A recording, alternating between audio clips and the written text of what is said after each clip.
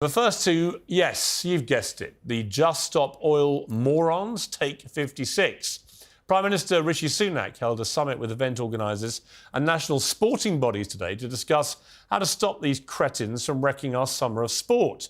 He told the Sun newspaper that Johnny Bairstow, the cricketer, had some bright ideas for fixing this blight. Here's a reminder of what Bairstow did. Bairstow just waving to the dressing room. Maybe it's his gear.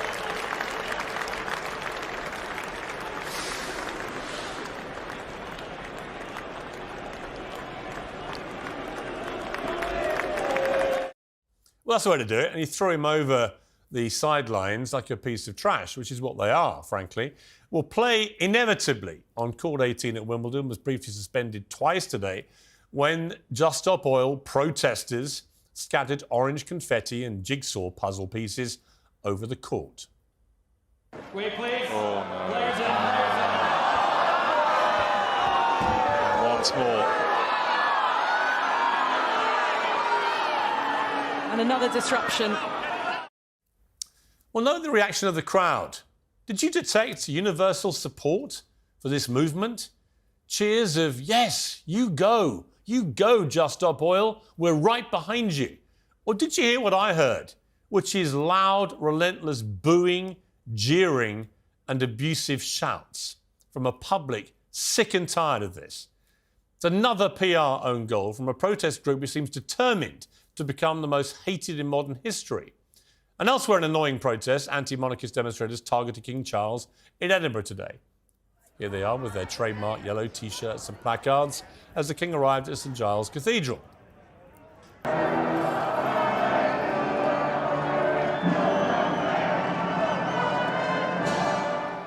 How many people do you think they won over today? Do you think there were anyone in the crowd going, you know what, I've actually gone off the Royals.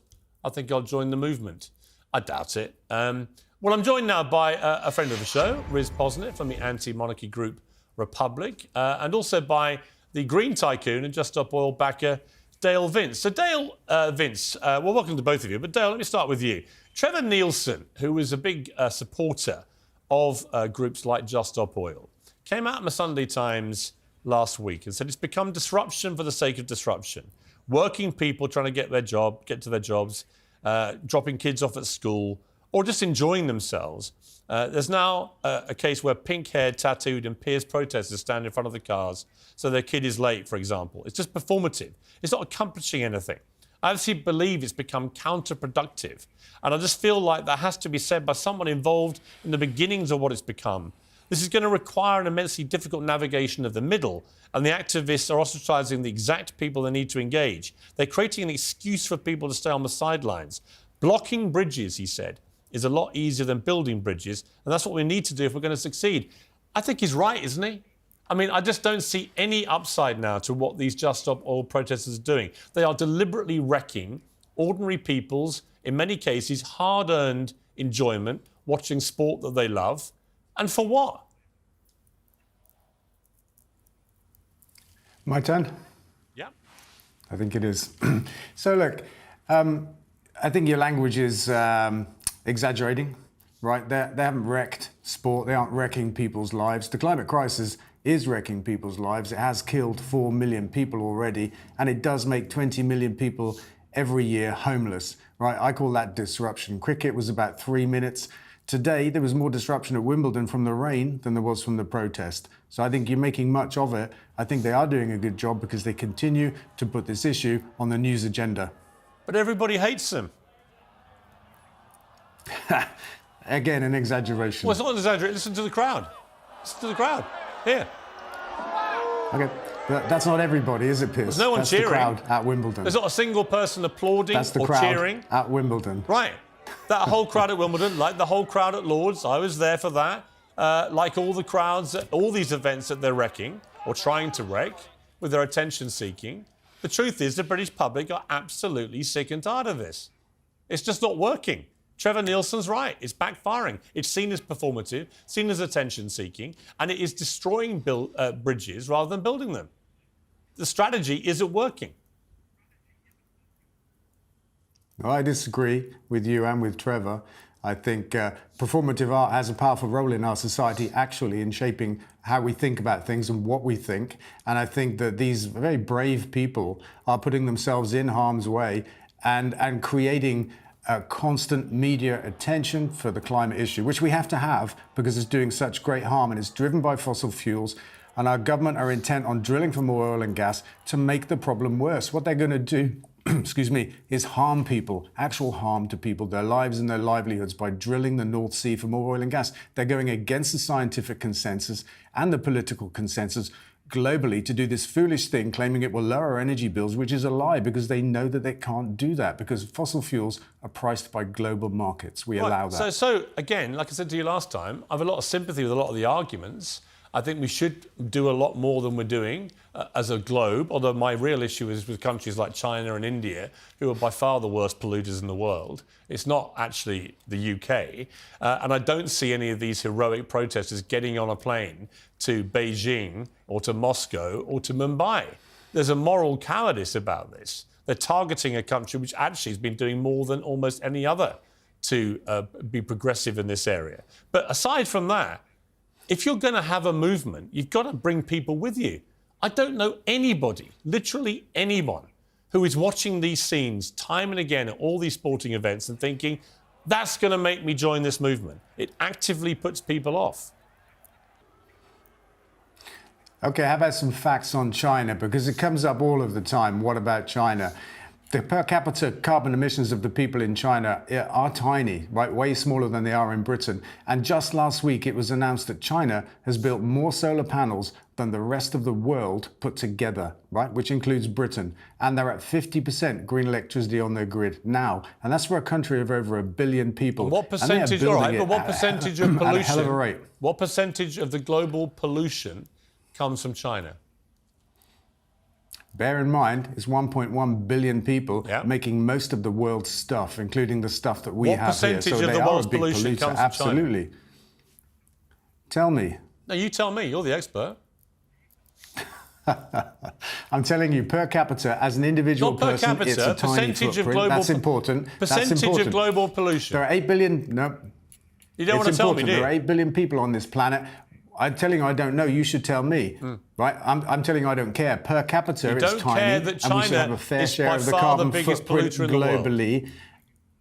They built more solar power than the rest of the world put together, Piers, and they're at 50% green on their electricity grid. I say those are amazing achievements when you say, what about China? Yeah, I say they produce more than a quarter of the world's pollution. And I don't see anyone from Greta Thunberg to you guys getting out there to Beijing and shouting at them or wrecking their sporting events. And we all know why. Let's bring in Riz, who's chuckling away because you find all this terribly amusing. Riz, you supported Just Stop Oil. No one at Wimbledon today supports Just Stop Oil. They just think you're a bunch of idiots. I know you weren't there today. You were shouting at the Royals up in Scotland. Why do you support this kind of protest that we're seeing at all these sporting events? Oh, I'm not sure I've completely condoned that. And to be clear, I'm not speaking on behalf of Republic today. I speak on behalf of No More Royals. But absolutely, we were protesting in Scotland. And Piers, you're gonna, you've just been going on at these guys at Just Stop Oil about why are you disrupting ordinary people and why don't you target the right thing? And we've been doing that, shouting at the king. Why do you support that method of protesting? Why don't you come out and condemn Just Stop Oil like Trevor Nielsen, who was funding some of this stuff before, has suddenly realised the penny's dropped, it doesn't work?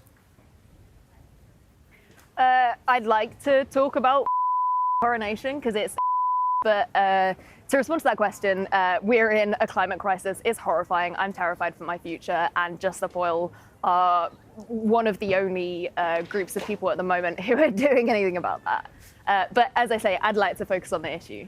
Well, I'm sure you would. I'd like to focus on what's just happened because it's indicative of a summer of protest by people who think that they can convert people to their cause. Even if people are inclined to do so, we're now at a point where you can tell from the audience reactions at these events, they literally want to garrote them. And what worries me is it is going to lead to bad situations if this carries on because people are just going to take the law into their own hands.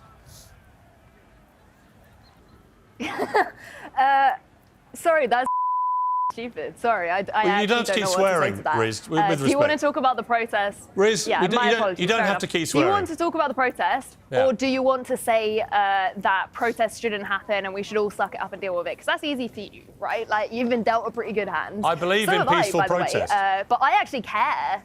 I believe in peaceful protest. So do you I want to don't- talk about the peaceful protest today? I believe then? in Do you wanna peaceful talk about it? protest. I don't believe in wrecking ordinary people's lives as they're going to work, as they're going to hospital, as they, on some occasions, going to funerals. I don't think that when they pay Cool, for yeah. sporting events that they maybe save money for all year long. That's fine, they should because have neither those, Republic they should or have No those More Royals ruined. did that today. I'd love They shouldn't to have talk it about ruined by a bunch of... Let's talk about it. There was Republic up at one end who were a massive crowd, far bigger than any of the monarchists. I mean, the streets are pretty much empty. I haven't had a chance yet to look at any of the coverage, yeah, but I think sure. you'll see that because there is pretty much nothing going on the monarchist end, and the Republic demo is enormous. And then there's No More Royals, who did a banner drop chanting, can I swear? I just did. The king, feed the hungry, because that's what we want to talk about, right?